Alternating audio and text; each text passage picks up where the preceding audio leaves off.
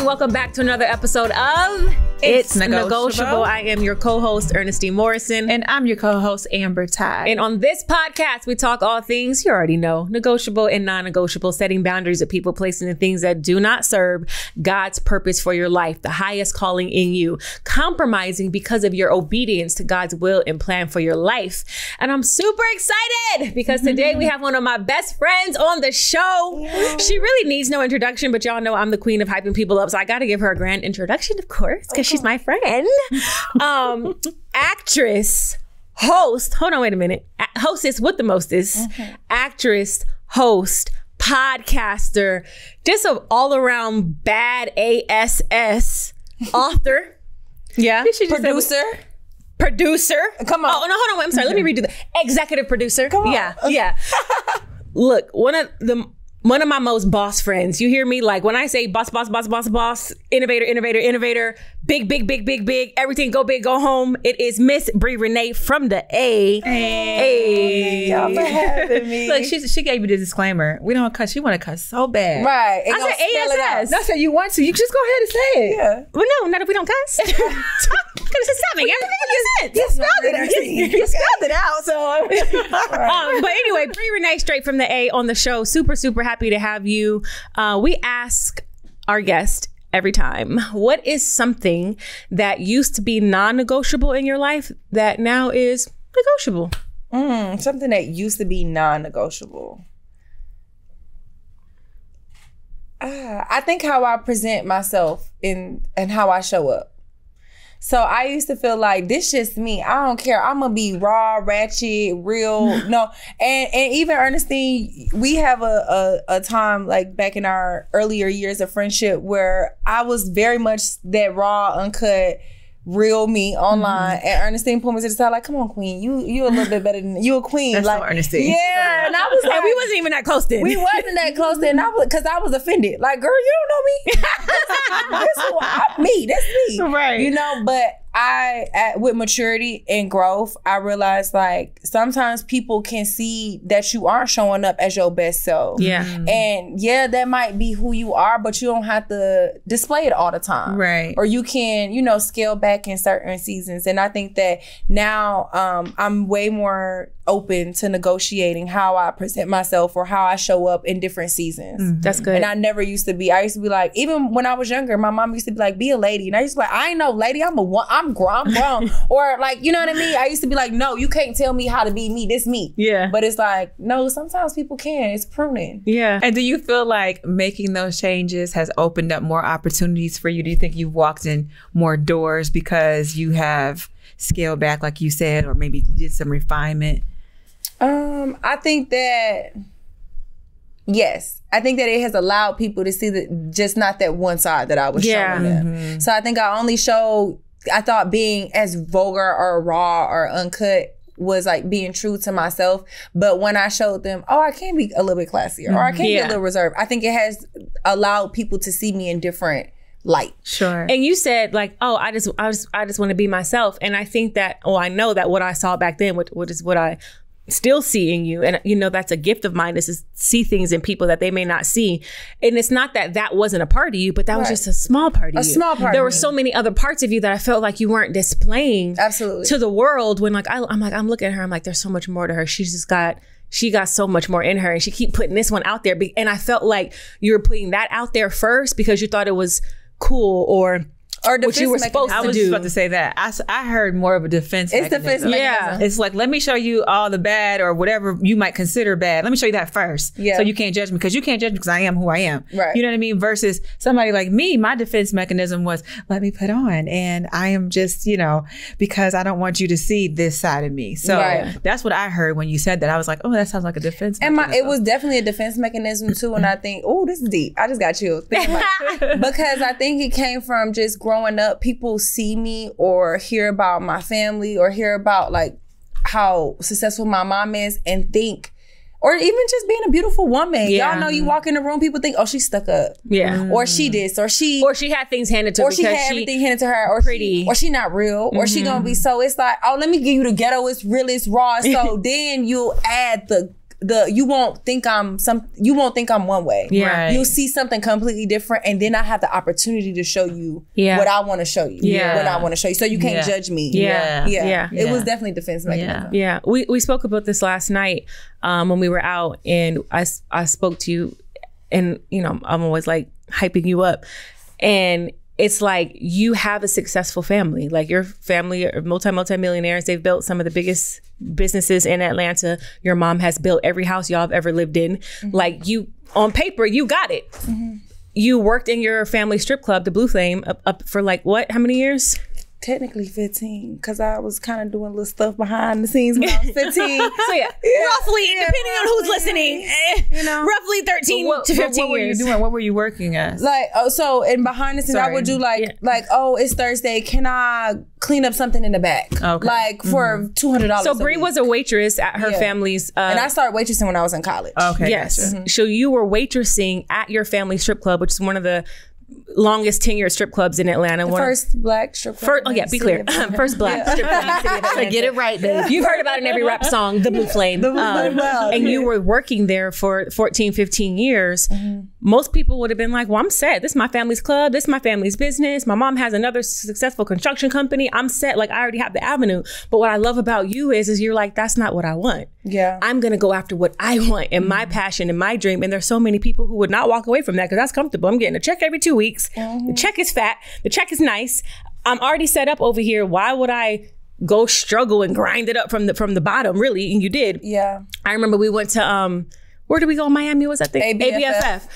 American Black Film Festival. So we're actresses and we're like, we're going to network. It's like when our first years going. When our first years going together. And we were just out there grinding and networking and like, being in amongst the atmosphere. And her mom called, was like, y'all want to be some broke actresses? Yeah. And it's like, you didn't have to struggle and try to grind it up and do these auditions. You could have stayed with your family's business, but you really go after what you want and you pursue it relentlessly. That's one thing I love about you. It's like you're relentless. You like rain, sleet, or snow. If you sick, if you got the flu, it don't matter. Bree's still gonna show up and get it. Where do you get that from when you've already had this like pretty package in a bow already right here waiting for you? I still have to give credit to my mom because growing up, like you said, I did, don't get me wrong, from probably like once I really realized what the flame was in culture around 15, 16, especially with BMF was popping in. Like, I remember seeing Money Fly for the first time at 15, 16. I'm like, oh, because that was my first time being able to go on the floor. Right. So it's like the back offices. I was never, even though I was young, I was never allowed to go on the floor. On the floor, right. So I snuck out there one time and I seen like them making it rain. And it was like all this money. I'm like, y'all been hiding this from me? Y'all didn't want me to know? So like I'll say from 15, 16 to about 20 to right around 20, right before I graduated college, I was like very much so, I'm going to run this strip club. That is going to be my life. Even though I coincidentally was in school for film and television at the same time. But I never saw nobody look like me, curvy, thick, country, you know what I mean, on TV. It was always the Tyra Banks and the Kimora Lees that was a size 0. Little petite, little slim model type. So I'm like, dang, I ain't never gonna look like that. So I don't know how I'm gonna get on TV. But I just chose film and television and mass communication as my degree because I always had this dream of me being on radio. But to say all that, to say my defense mechanism was, I'm gonna just run a strip club. This right here is popular. It's been doing it. My mom used to tell me all the time, she was adamant about me going away to college because she was like, no, you are bigger than this club. Yeah. You need to know that. Your life does not revolve around this club. This was not made for you to be here and to live in this environment. You are bigger than this. Wow. It's a whole world out there. Go out here and see. So I had got accepted in the Spelman. I cried because she wouldn't let me go. She wouldn't let me stay in the city. She wanted you to She leave. wanted me to leave Atlanta. Wow. Did not want me around because she knew Shout out to mom. Yeah, I'm still gonna be going to the club every week. Yeah. My friends gonna be hitting me up. Can they come out? I'm gonna go with them. Yeah. You know, for so sure. We gonna make it rain and eat the chicken wings. Right. So she did, like I said, she really always instilled that I was bigger than that club, that I was bigger than just that environment. So I went away to school and that's when I really started I studied abroad. I studied abroad in Costa Rica for a semester. I feel like college for me was a time where I really got to explore my needs or desires or things that I was interested in. Traveling, film and television, radio, people, connecting. Because I did a free internet radio show back when Ustream. Y'all probably don't even remember Ustream. I remember Ustream. Remember Ustream when it first came out? I do. The older one here. Yeah. I remember. We had a show on Ustream. It was me, Kenny Burns, Crystal the Great, like people who are doing it now. But Goats now. Yeah, but we was just on Ustream for free for like a year and a half. It was called Beehive FM. I did that in college too. So I was just exploring, trying things in college. And I really got to like just explore myself. But it was after that I came back, graduated. You know, you still got bills, so I wanted to buy a house, so I started back waitressing. And just that environment, like she said, my mom had started a construction company and was doing really well. And by then my mama was like, come work for me. Like I built this construction company. She was like, if I was a white man, my son would come work and I'm doing this and you won't come. And I'm like, I don't care about construction. I have no passion in that. But not only was it her instilling that I was bigger than the club, but it was me watching her my entire life work a 9-to-5, which she was a public defender and a city attorney, but always having hustles. Right. So she sold dirt. She had a car lot. She built houses. She always had something else that she built from the ground up. And I've seen her continuously build. And it wasn't that any of these businesses were $1 million businesses. They just funneled into the next, like a couple hundred here, couple hundred there. This house, I made this equity. I'm gonna put it in there. And so seeing her, that was my blueprint. But finally get to her this later season in life where she created the construction company and it is so successful. I realized like, wow, it does take work. It takes time to continue to, and all of it counts. Right. Because I don't think she would be this successful in the construction world if she hadn't built the houses that we lived in, or if she hadn't had the dump truck business, or she, you know what I mean? All these different things were piling into her tool belt of what she needed later. So it made me realize, okay, if my mama could do anything she want to do, then maybe I can do anything I want to do. That's good that you had that example. That's why I say it was her as an example, her living her life, her chasing her dreams, her never putting life on hold to be a mom. Yeah. Which I kind of wanted as a kid. Like, why are you always working? You know what I mean? But I'm so grateful because, and that's why I'm not a mom yet, but when I think about the type of mom that I want to be, I want to continuously be goal-oriented because your children are watching. Yeah. And that's the biggest example that I have. That I saw her do it. We just spoke about that. I was going to say, did you ever feel neglected though? Absolutely. As a kid, absolutely. I felt like, dang, all you care about is work. Or, you know, even being an attorney and a public defender in the city, that's stressful. Yeah. Like she used to come home irritated. You know how they be like, now I understand why mama go in the room and close the door after work. Right. Drinking that glass of wine. Right. Now we the ones coming home drinking the glass of wine. Right. I get it now. Yeah. But as a kid, I did. So would you said when you have kids, you would still want to be goal oriented to set that example, but would you do things a little bit different than she did because of what your experience? Yeah. So like me, I was always in something. I was always a cheerleader, the band, in something. So she always she was the mom that was like, all right, you gonna go to Amber mama house. And Amber mama gonna take y'all to practice. I'm gonna give Amber mama some money so y'all got food. That's my contribution. She always was like, I'm gonna make sure y'all got something. Even if Amber, my mama can't afford her uniform, I'm gonna buy hers. I'm buying y'all uniform because you taking on that, you picking me up from practice, you taking me to school. I would be at somebody's house until probably like 8 o'clock at night. Every day until I was old enough to drive. So I think for me, my balance would be to just having more days where I was there. So like setting days like, okay, Monday, Wednesday, Friday, you might gotta go over Amber House. But Tuesday and Thursday, I'm picking you up for practice. Right. I think that's a good, and I don't honestly like the word balance because I don't believe in balance, but I think that's a good compromise because when I think about my childhood, my mom was a work. I never saw my mom. My mom didn't come to track meets. I think I remember mom maybe coming to 1 or 2 track meets my whole track career. You know what I mean? So I think now as a parent, I'm so goal oriented and I want Kobe to see that. I want her to see like, no, you work and you grind it up and you build it and you built that legacy. But I'm also like, okay, well, let me take a few days out of the week to make sure like, okay, we're doing our cooking days because she likes to cook with me. So now she has a stool and she puts her stool next to me and we cook and we make pancakes. So I'm like, I'm intentional about those things, but I'm also like, we're going to get to this work too. Yeah. So it's like, Kobe would come to set with me. Come watch us do this audition, Kobe. Kobe was with me and Bree were filming the other day. Kobe was right there in the room with us. She was with me last night with Phil shooting skits. Like, so it's like, I'm going to invite you into my work life so you can be a part of this process and see what it's like. This is what grinding looks like. Absolutely. And you're going to do it with mommy. But I'm also going to make certain compromises so you don't feel like completely neglected. And you know, your child still might feel neglected. I have grace. I feel like when I'm not a mom, but I have grace. Growing up, I realized like, wow, I'm dealing with this much as a woman. Yeah. So you was dealing with this much as a woman and a mom. That's a lot. Yeah. So I give you grace. Especially if it's a single mom. Yeah. It's a lot. We always talk about how I just dedicate time to my son from 5:30 to 8:30. I'm like, don't call me because these are his 3 hours out of the entire day. Yeah. Because when you think about that, he's at school all day.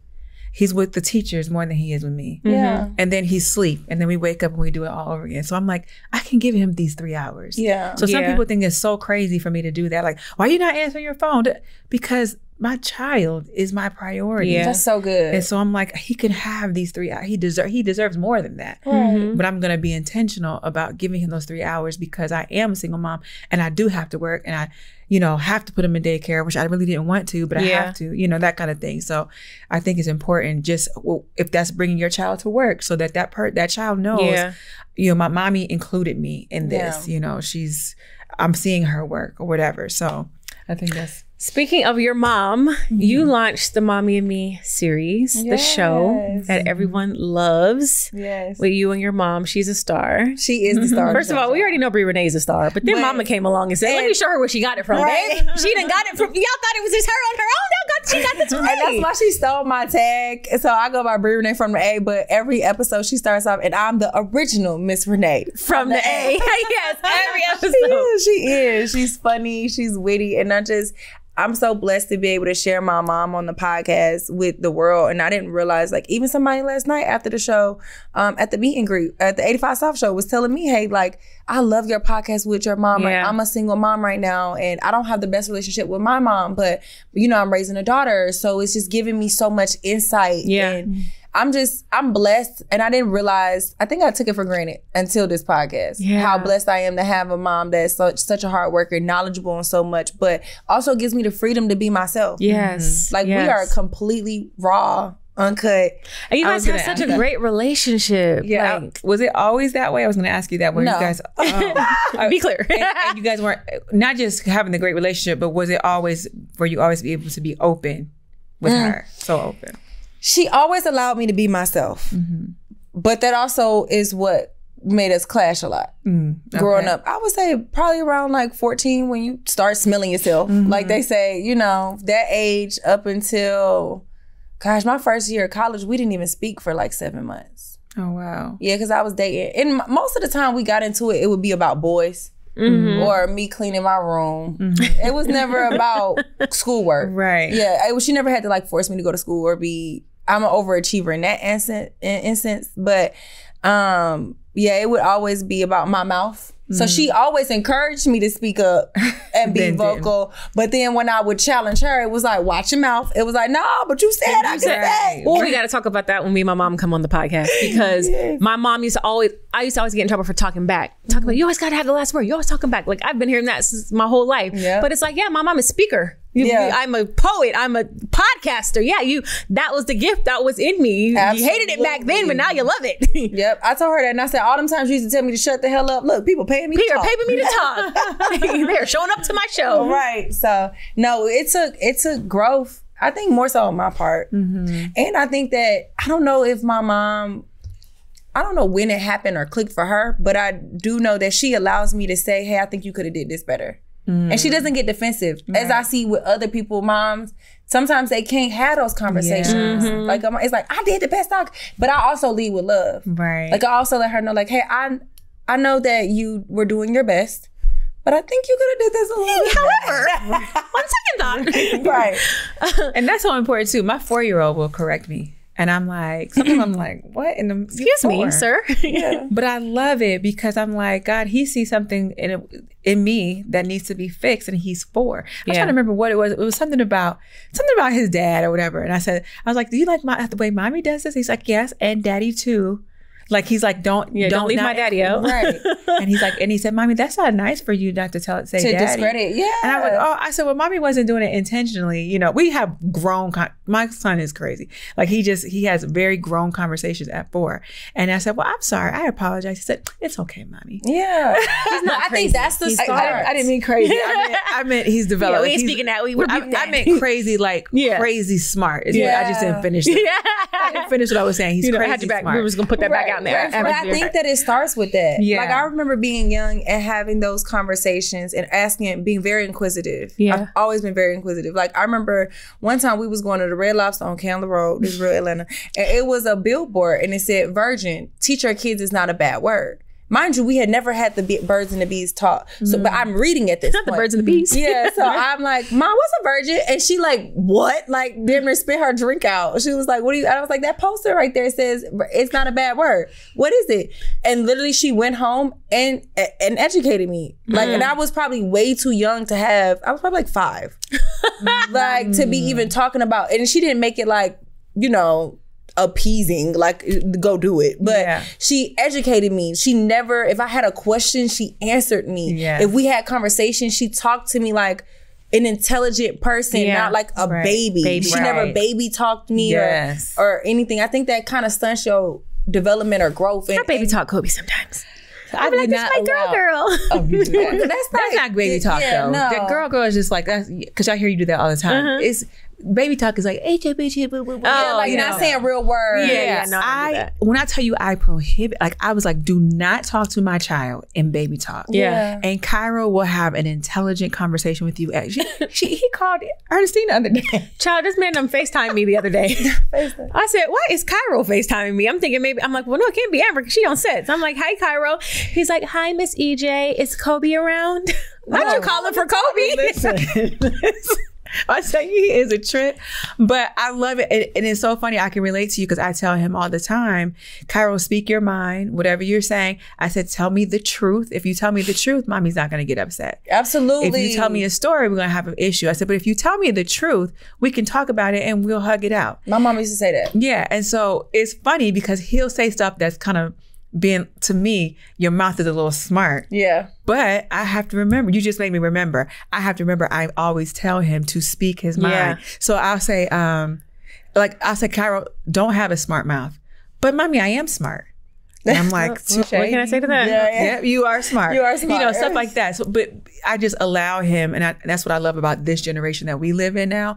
I think people are really practicing allowing their children to have a voice. When I was younger, it's like, be quiet because I said so. Don't ask me any questions. Stay in a kid's place. Mm-hmm. Yes. Mm-hmm. Anything about the Bible because it's in the Bible. That's why. It's like, don't question the Bible. Don't question God.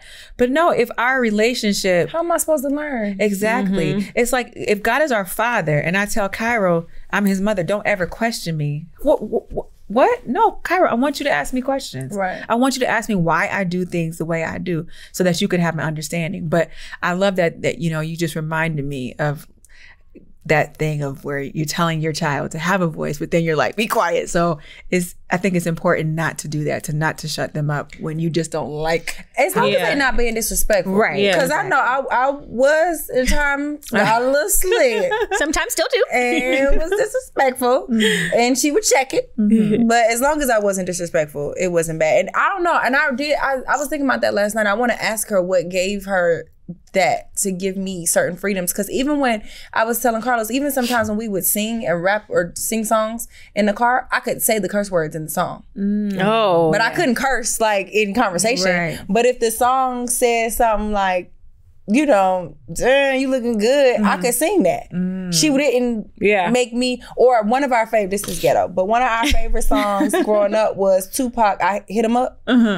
That's why, you that hard. You can first off, and up. But she would let me rap that with her. Mom, you was wilding them up. So it was a little unconventional at times. But speaking of unconventional, you know, on paper, and most people know Brie, especially if you're in Atlanta, you know Brie Renee from the A. You know she's beautiful. You know she's got this bright personality. You know she's a little thug sometimes. She's a little ghetto with it. But you're successful. You've built multiple businesses. You built a brand. But you have an unorthodox beginning. So A, you have 2 moms. 3, actually. 3 moms. You have 3 moms now. Yes. Correct that. Hey, Miss Jackie. Yeah. You have 3 moms, and you were also born as a result of artificial insemination. Yep. And you've never met your biological father. Nope. So you had this unorthodox beginning to your story, but yet you're so successful and developed as a person. Do you feel like there is any pieces of you missing because your story is so unorthodox? Or did you ever feel like I'm comparing myself to what the standard norm is that is opposing from what my norm is? Mm-hmm. Only time I ever felt like that, I think, I never felt like that growing up. Yeah. I never felt like I missed a dad growing up. Because to be honest, most people that I was growing up who did have dads, their mama was still the worker. Their mama was still the more active parent. So I felt like, well, lucky me, I got 2 mamas. You know what I'm saying? I got both and different type, like, cause my mom was still very much my biological one that I have the podcast with. She was still very much the authoritative. You can tell, and like even how she still gave me whooping. She still chastised me or punished me when I needed to be. But then I had my Nana, who was like the woman that she was with when they decided to conceive me. She was more nurturing. She was more sat down and did my homework with me and was more like, oh, I'm making you an Easter basket. Like that more feminine. Making you a sandwich. Yeah, like that more lovey. So it was like I got 2 different kinds of mama love. So that felt like I was double blessed. Yeah. I guess growing up, it wasn't until like people in society started to know that the only thing I thought I was gonna be gay because people used to tell me like they used to be like, oh, you around all that, like your children exposed to the gay, it's like, am I gonna catch it? Like, is it COVID? Like, it's like a cold or something. Right. So I used only you would say that, Bree. No, for real, because growing up, I knew, like, I remember my first little crush was like Bow Wow and B2K. You remember every girl liked Bow Wow and B2K. I knew I'd like them. Like, I thought they were cute, but I remember thinking like, oh, maybe I'm gonna grow out of that. And the gay is gonna kick in because people kept saying that. So to the audience who doesn't know the story, the 3 moms, can you explain it So my mom was not married, but they were in a 20-year relationship with my Nana. Back then, you couldn't get married if you were gay. But they lived together. They worked. They had a whole household, everything. Purchased a house together. Were together about 15 years before they decided to have me. But the first 20 years of your life? No, they were together 15 years before I was even conceived. Oh, okay. And you called her Nana. I called her Nana. I called my second one Nana. Nobody told me to call her that. I think maybe because her name was Linda. I don't know. As a kid, I don't know where I got. You get Nana from Linda. I don't know how I got Nana, but yeah, I even got it tatted on my wrist. But so they decided, hey, let's go through this process of having a child together. So their options were either you can do it with somebody in my family. Like my Nana had brothers. So they were like, do you want to do it with my brother? And she was like, no, that's weird. I don't, it might not have your DNA, but it's okay. It'll still be your child. So they went through the whole process. One of the first LGBTQ couples in Atlanta that was even allowed to. This was like the late 80s at the time. And, she had to go through the process of artificial insemination 3 times for it to actually take. And boom, I'm here. And then they were together probably up until like my early childhood, probably until I was like 12, 13. They started to go through like a divorce, like where they basically separated assets. Cause again, it was never on paper. We decided like, I had to go with my Nana on certain weekends and holidays I would spend with her. It was just like a regular divorce. Yeah. But then my mom, who I technically lived with most of the time, remarried or got into another relationship with who I also consider a mom now, Jackie, because she was there most of my middle school and high school years. Yeah. And we lived together and they're still together. Okay. And so they didn't legally marry until the first year that gay marriage became legal in California. We all flew to California, but they had already been together like 10 years. Okay. So that's how I have 3 moms. And I still communicate with all 3 on the regular. Like none of them will let a week. It's like a real mom. Like none of them will let too much time go by without checking in. Yep. Or if there's graduation, they're all going to be there. When I get married, they're all going to be there. Baby shower, they're all going to be there. Yeah. And they all are like, my mom and my Nana, they don't sit up on the phone and talk, but they're cordial. If something goes on with me, they're showing up. They're both of them. The most healthiest version of a co-parent. Yeah, it's co-parenting. And so that's how I got there. So back to your, because I kind of interrupted so they could understand what this was coming from, but back to you saying that you thought you were going to catch it. Yeah, I thought I was going to be gay because like parents growing up would be like, oh, does your mom, like parents used to ask me weird stuff that you should never even ask a child. Yeah. But it was the 90s. So, people, gay was. What would they ask you? I remember the first time somebody asked me, I was in kindergarten and I went to one of my first best friend's house and her dad asked me, do you watch your parents kiss? Do you see them sleep together in the bed? And I'm like, I don't know how to answer that. So I went home and told my mama, and she said, you tell that if he want to know what's going on in my house, he come ask, like a real black mom. Don't ask a real black mom what's going on in my house, he come ask me. And so she was like, anytime somebody question you about what's going on in the house, you don't have to answer anything. You tell them to come ask me. I'm the adult if they want to know what I'm doing. Right. So that kind of let me know, like, okay, something different here. And so I remember my sister on the phone, I was probably like 8. And my sister was on the phone with her little high school boyfriend because she's 9 years older than me. And she was like, yeah, my mama gay. That's what she told some little boy on the phone. So when she got off the phone, I was like, what that mean? What do gay mean? And she was like, you know how you got a mama and a nana? That's not normal. Everybody else got a mama and a daddy. And I was like, oh. And it was like, she was like, yeah, it's not normal, but it's okay. And I was like, oh, okay. We've talked about this online several times, but for our viewers, like, do you ever have that desire to find who your biological father is? I think no. Only from probably defense mechanism. I know, because I was like, that I think no. I think no. I'm going to say, I'm sure we talked a few times where you were like, I don't care. If I never meet him, I don't feel like, oh, I didn't get to know a part of me. I think, I don't know. I don't really... I'm open to it, but I'm not like seeking. Yeah. I don't feel like I'm missing something if I don't ever get it. The only time I did, and that was back to answer your question too, the only time I ever felt like, dang, I wish I had a dad was when I got grown and started to date men. And I felt like, oh, if I had a dad, because my mom would give me advice and I'd be like, it's different. You dating women, that don't count. Like, your advice, it's easier. We're easier to do, So that's the only time when it came to dating, I wanted a father. But now, like, feel like I know all of me, I don't feel like he had nothing to do with me. I mean, he did. I was gonna say he definitely had something to do with you. Yeah, but he may not have anything to do with how you've developed. Yeah, but you wouldn't be here. Absolutely. And you didn't. She wouldn't have this all luxurious long hair. Well, my mom got nice hair. Well, your mom does have nice hair too. Yeah. Be clear. She got good hair. But her hair is very, like, you have very Middle Eastern features. Yeah, she's mixed. I'm mixed. Could you find him?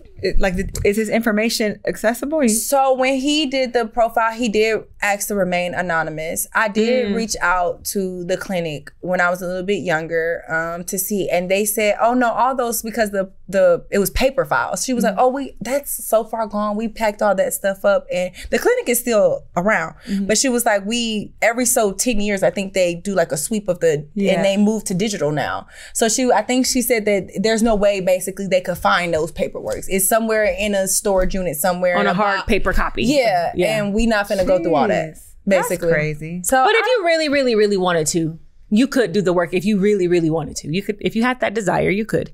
How? Yeah. Because everything's possible. The paperwork exists. It's not like the paperwork is burned. Yeah, it's there. Yeah. If you really wanted to, you could. You just don't have that desire. Yeah, and I do know that I have siblings by him that were born. Some were born before me. My mom said she saw 2 of the babies that helped make her decision. Like, both of these babies, one was by a black woman, one was by a white woman. They were both beautiful, healthy. And of course, his profile was a part of the reason too. He was very educated. He was at grad school at Georgia Tech here. Yeah, he enjoyed mountain climbing. He loved nature. So I know I do have some things that I get from him. I'm very adventurous. I do love nature. Like, those things I know I get from him. I'm tall like him. My complexion, obviously, because my mother is darker, but I did do a DNA test just to see after watching this crazy documentary called Our Father. Oh my gosh, that documentary. It's crazy. Have you seen it? That. Is it on Netflix? Yeah, it's wild. It's a documentary about this fertility doctor that instead of... Oh, I think I did see that. Instead of... He was using his sperm. I saw that. And he had like hundreds of kids, over 121 kids. Yeah. So I was like, oh my God. They sure ain't this man. Obviously, I ain't got blonde hair and blue eyes, but I just wasn't double check. I did find a first cousin by him on the DNA thing. You did? Yep. She's fully Iranian. I didn't reach out to her. Oh, she's Iranian? Yeah. So you haven't reached out to her? I have not reached out to her. But my half-sister, so she reached out to me. So we have the same dad. And she has obviously a different mom. She's younger than me. I think she was born like 95. Do you guys 96. Look alike? We do kind of look alike. Do you follow her on Instagram? No, I did not follow her on Instagram. What? She messaged me through 23andMe. That's the company that I used.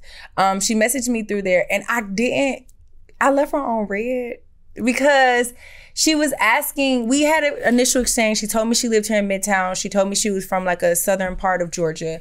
And she was like, my mom has never told me anything about my dad.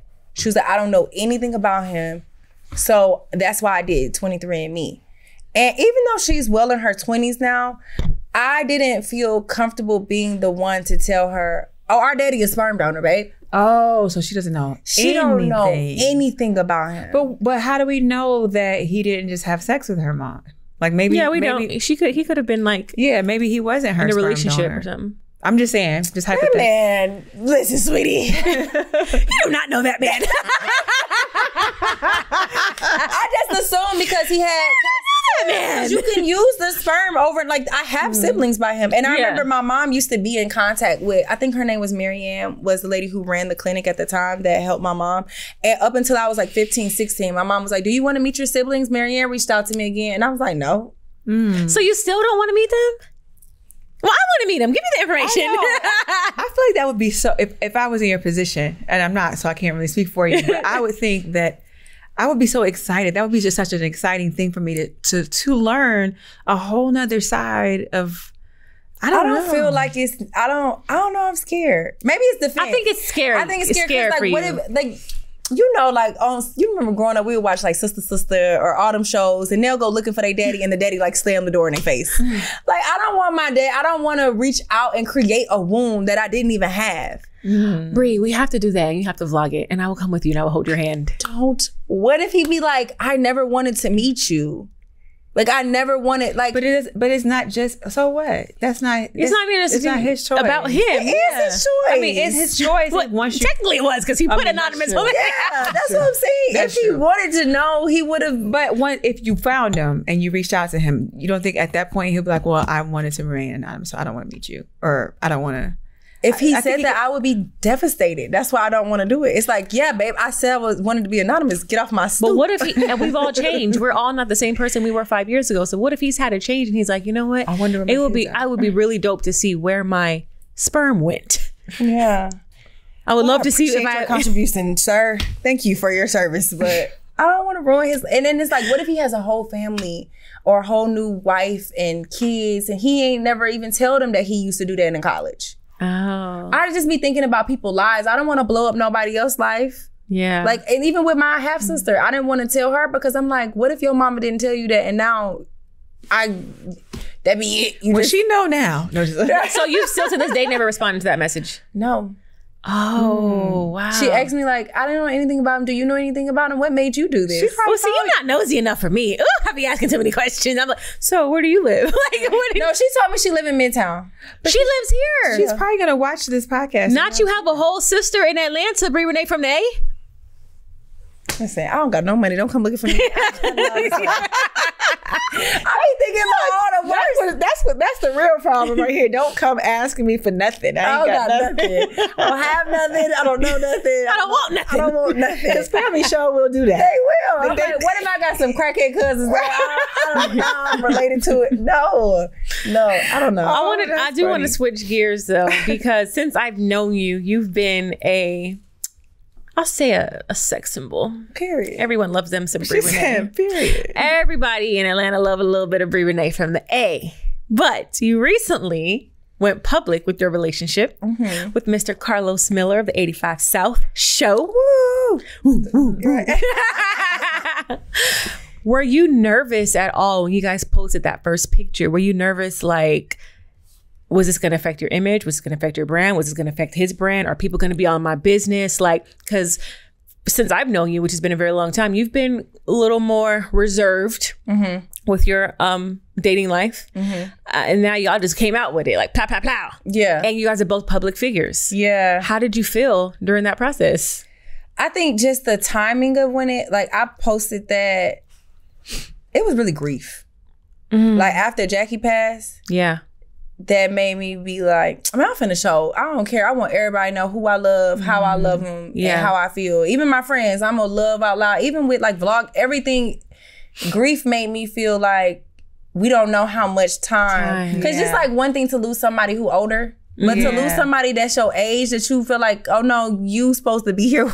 Like, and we got so much more life ahead of us. Yeah. Like, I think it was losing her instantly. And that probably wasn't the best time to post, because people were like, why would you post it? I didn't think about that. Yeah, I saw that. There were so many comments like, why would she post this right in the middle of grieving her friend? You know, all the comments. Yeah. And like, I didn't think nothing of it at first when you post it, but then reading the comments, I'm like, I could see how that looked a little like bad timing. And I think all of us that week, that span of a couple weeks, stuff that we were posting was being just dissected. Like, why is she out to dinner with her husband when her friend just died? You know what I mean? It was like just so much. Yeah. When it was like, we almost felt like even as a friend group, B got it the worst. It's like you felt like you couldn't do anything else. Yeah. But grieve. Yeah. You know what I mean? Yeah. So I think, like I said, looking at the comments, I definitely can see how they could feel like that. But for me, it was grief that made me feel like, no, I've been dealing with this man since I was 20 years old. Yeah. Y'all about to know about it. Right. Yeah. I love this man. This is the only person that I have fallen in and out of love with this many times. I can't, you are a huge part of my life. Yeah. Like, even my motivation to believe in myself, like watching him build his career from the ground up has motivated me I was watching him do that before I knew I wanted to do anything. Yeah. You know, and so he was like I tell him all the time, him and B Simone like the blueprint to me. I saw them build brick by brick. And so I was like, it was for me, it was more so like, I just didn't want nothing. I didn't want to, life felt like it wasn't promised. Yeah. And I just didn't want another day to go by without people knowing who I loved, how I was texting my cousins I hadn't talked to, and everybody, even if I wasn't posting them. I just wanted people to know how much I felt and what I loved, because I didn't want to accidentally, you know what I mean? Yeah. For us to not have that moment. So after you posted the picture and it went public, it was on blog sites. Everybody was posting. Crazy. It went crazy. It went wild.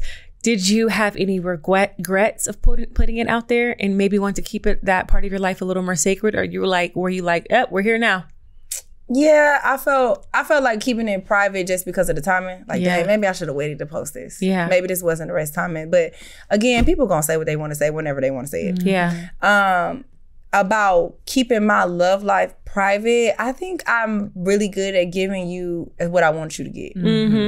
So you'll feel like you got everything, but you didn't. You didn't get everything. You're really good at that. Yeah. So I think that part, I'm like, okay, I do feel like during ups and downs of, like, you know, relationships have your ups and downs. Sometimes I have been like, dang, I shouldn't have posted this nigga. What if I don't what if it don't? I know you broke a lot of hearts that day though, because it was a man in the comments. Oh man, she off the mic. You broke hearts that day. Even the girls too. It was so many women. Even to this day, they be like, you better love him because that's my future baby daddy. Or it be like, okay, sis. Right. Yeah. So is that a fear that if you guys don't work out for whatever reason, that now you got to say that to the public? I thought about that. I don't think you have to say nothing. Or I shouldn't say it, but go through it, because they're going to scrutinize. Oh, for sure. I think that, but I also realized when I thought about that, I realized like you signed up to be scrutinized in the public's eye when you decide to be a public figure. Public figure. That's it. Yeah. You signed up for it. Yeah. So it's going to come whether it's about my relationship or my weight. Or whatever, because people or what you're wearing, what I'm wearing, or if this is too short, or if this your friend group. It's gonna come. It's it. Yeah. Yeah. I do want to ask. We were talking about this earlier. We're talking about friendship and just like the friend group, right? And then how we obviously lost Jackie. Rest in peace to our angel. having a friendship group that's so public, and then reading comments, and then when there's divisiveness in the friend group, or when, you know, there's a line drawn in the sand, or just going through things as a friend group and as a very public friend group, how has that impacted you, and how has it impacted your other friends who you're also very close to outside of this friend group? How has it impacted me? I wouldn't say it has impacted my friends any, but it has made me talk to myself more and question my own reasoning. Like, what are you doing this for? What is your integrity behind this? What decisions? I don't ever want to make decisions based off social media. Facts. Because we luckily lived a life before social media was even around. Yeah. So baby, I was here before Instagram. Yeah. So Instagram ain't gonna run me. Right. That's how I be feeling. Yeah. So I also don't ever want to get caught up in the whole, oh, we have this many followers, or this would it look like online. It's like, no, if I ever feel like, God forbid, this friendship doesn't serve me, I don't care that it don't look like that on social media. I have to do what's best for me and stay true to who I am as a person. Yeah. So I think that it made me question myself more about things like that. Yeah. Like, what are you doing this for? What is, you know, what do you believe? What do you stand on? What can you sleep with at night? So it made me just be more intentional, because I think at first I was just already doing it, but now I'm thinking about it. Yeah. And being more mindful. It's intentionality about everything in our lives. Being more mindful. Yeah. You know, that's something I've been struggling with. So. Yeah. For sure.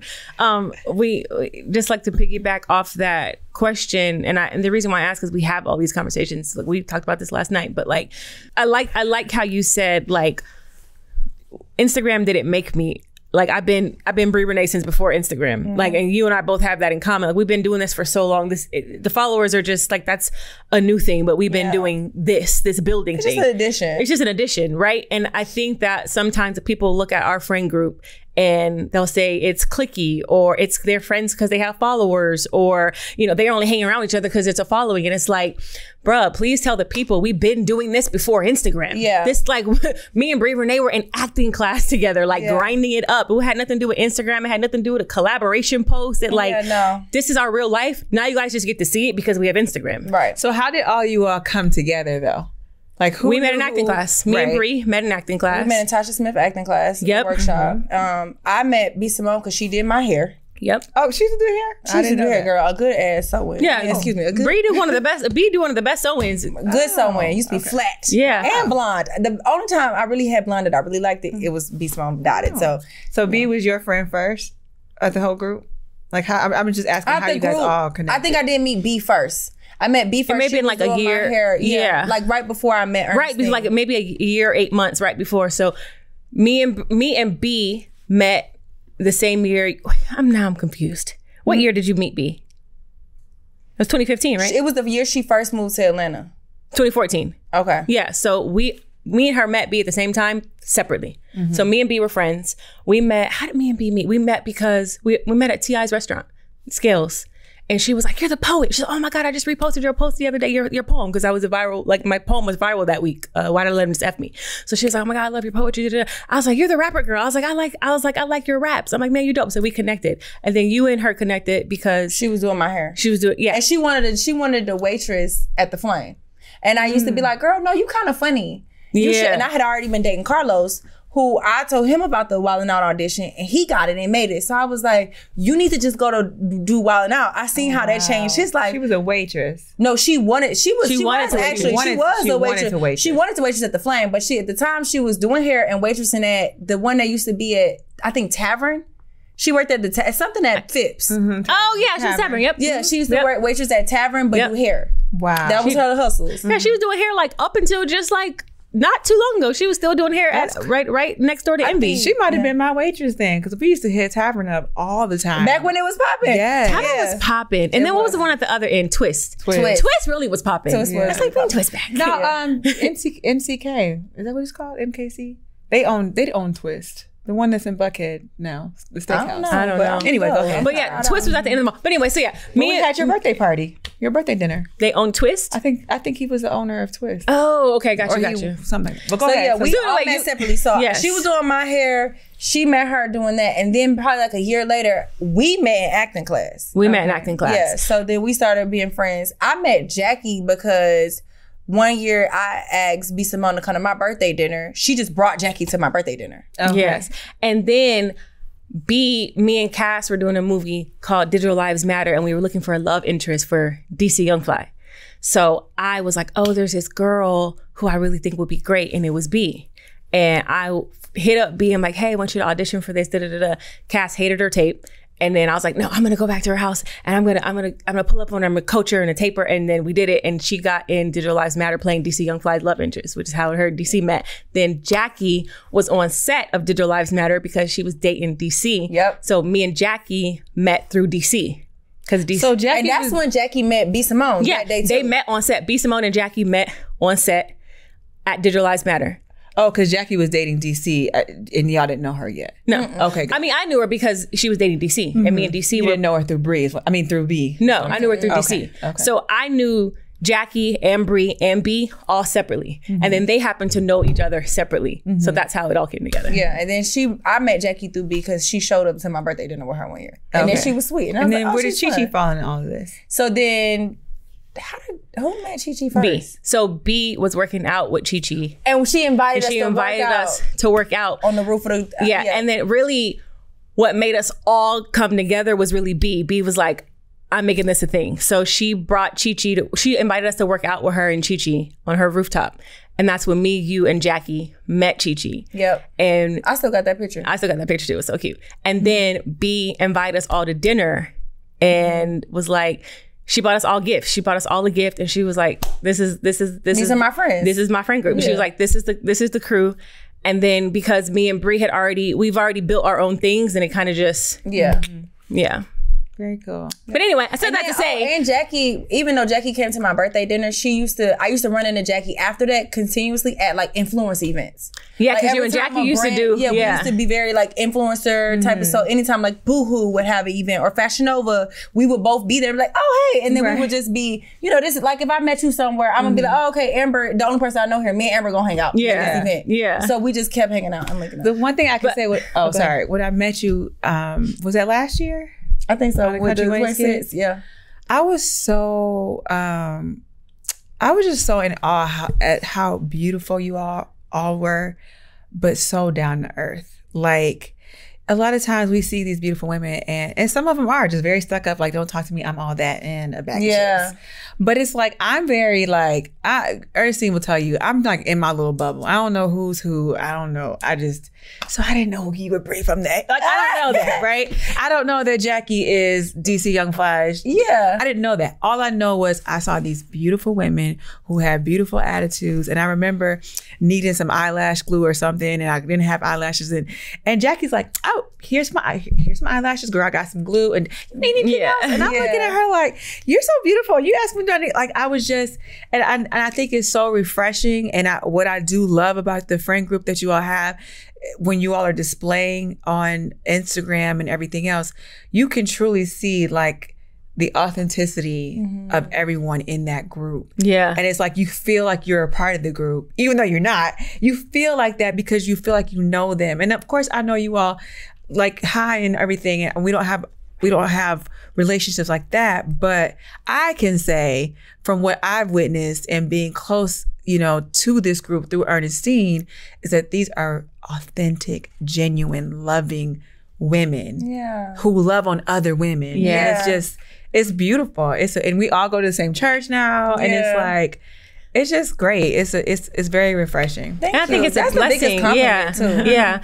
I was on set with another one of B's friends who's on this particular movie I'm working on, and she was just like, I love y'all's friend group. She was like, she was like, I can see everyone's personality and where everybody fits. And she was like, where I live, because I think she lives in LA. She's like, I don't see that. And I don't see women in the industry who collaborate the way y'all collaborate and really like hype each other up and applaud each other and clap for each other. Like, and in my mind, I'm like, well, that's so normal. But so many people outside looking in is like, no, that's not normal, babe.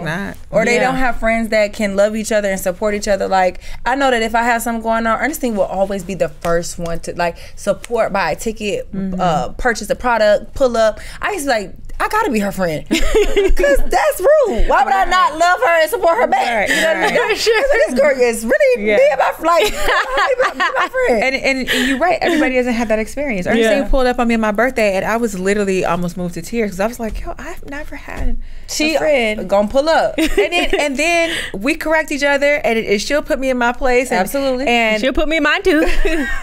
But I love it, and I think that even when we get on each other's nerves, because we were talking about this earlier, we're so close to, because we work together, so we see more of the flaws of each other. It's like we still love each other through it, because it's like no matter how much she might rub me the wrong way, it's like I know Ernestine loves me because I don't have my other friends pulling up on me on my birthday. I don't have my other friends that, and I have good friends. Don't get me wrong, because I do have some really, really good friends, but our friendship is, we were layered. It's layered, and it's not long. Meaning we've known each other for a long time, but the relationship just really started to be established a year ago. But I feel like she's been a part of my life my whole life. Just the way that she loves on me, and the way that she's like, let me help you, let me do this and let me do that. Even when you don't ask for it.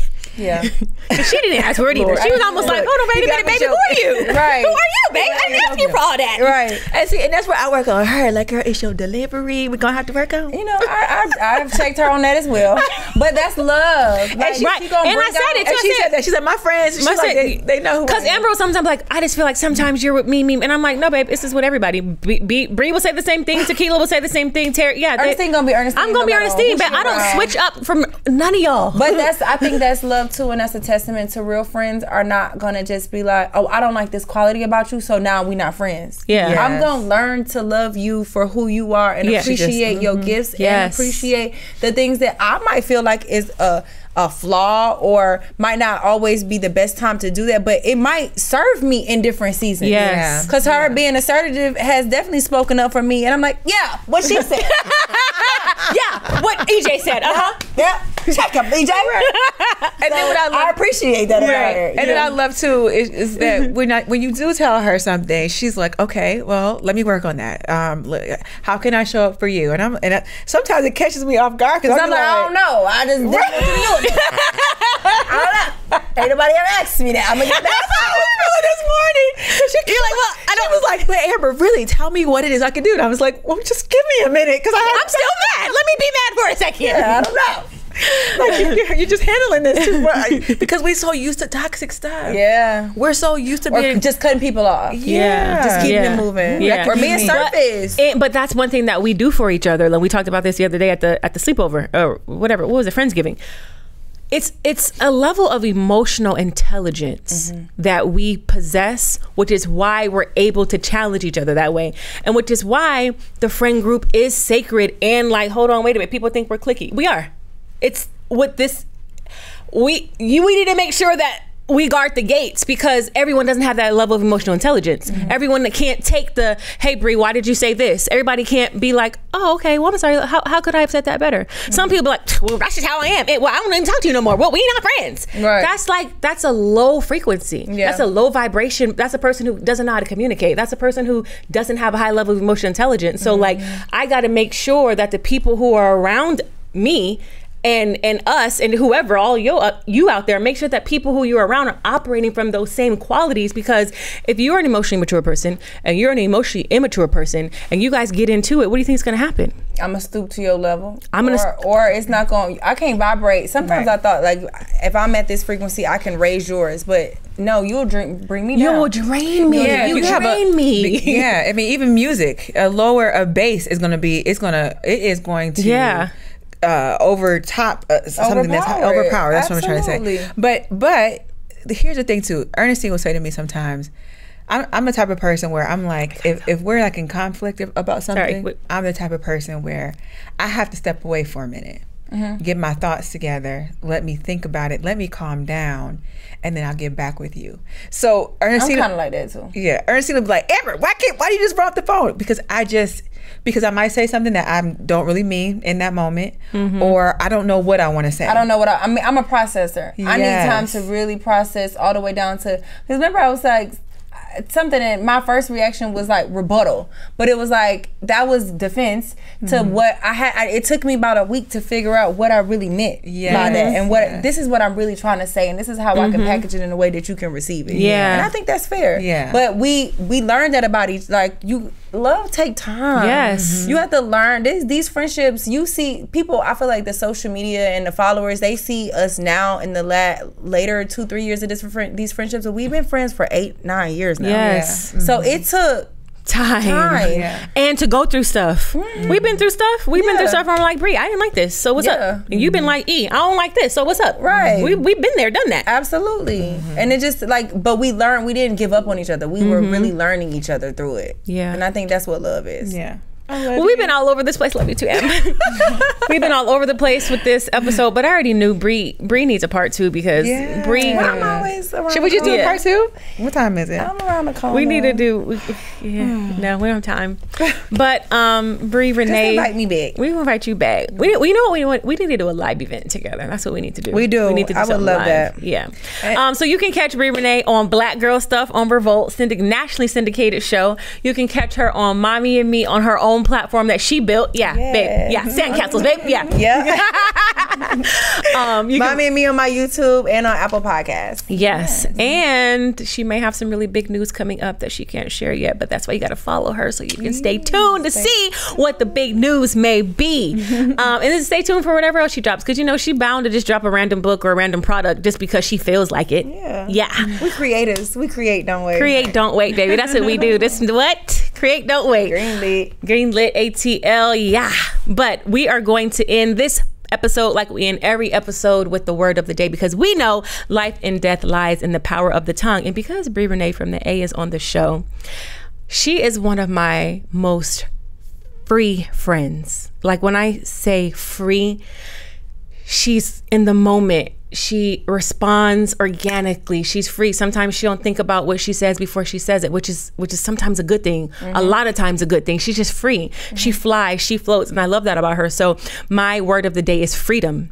And it says, there's multiple definitions. I'm going to read a few and tell you which one I love. But freedom, the power or right to act, speak, or think as one wants without hindrance or restraint. That's me. That is Bree Renee. She is the freest person that I know. She'll say something without hindrance, without restraint.